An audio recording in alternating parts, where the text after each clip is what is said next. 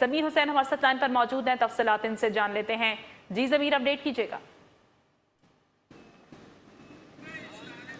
जी बिल्कुल, आज साबिक वज़ीर-ए-आज़म मियां मोहम्मद नवाज शरीफ के खिलाफ फ्लैगशिप और अल-अज़ीज़िया रेफरेंस की समाअत हुई थी। मियां मोहम्मद नवाज शरीफ बर वक्त पेश हुए थे तो केस की कार्रवाई का आगाज़ किया गया था। आज भी मियां मोहम्मद नवाज शरीफ का 342 का बयान कलमबंद नहीं हो सका, क्योंकि आज भी ख्वाजा अरस ने जिरा का सिलसिला जारी रखा और अदालत के जो साफ अदालत के जज मलिक मोहम्मद अरशद और मियां मोहम्मद नवाज शरीफ के जो वकील हैं, उनके दौरान एक मकालमा भी हुआ और एक साफ अदालत के जज ने कहा कि आज मियां मोहम्मद नवाज शरीफ का 342 का बयान कलमबंद कर लेते हैं। तो ख्वाजा अरस ने कहा कि मैं कोशिश करूंगा कि आज जिरा मुकम्मल कर लूं तो मियां मोहम्मद नवाज शरीफ का बयान कल रिकॉर्ड किया जाए। तो आज सवाल जवाबात का सिलसिला भी जारी रखा गया और लेकिन मियां मोहम्मद नवाज शरीफ को वक्फे के बाद जाने की इजाजत दी गई थी। मियां मोहम्मद नवाज शरीफ एक साफ अदालत से रवाना हो गए, लेकिन केस की समाअत मजीद आगे बढ़ी और आज भी जिरा जारी रखी गई, जो कि कल तक के लिए केस की समाअत मुलतवी कर दी गई है। लेकिन कल मियां मोहम्मद नवाज शरीफ का 342 का बयान रिकॉर्ड होकर बकायदा तौर पर कल वो मियां मोहम्मद नवाज शरीफ पेश की सवालनामा जो उनको दिया गया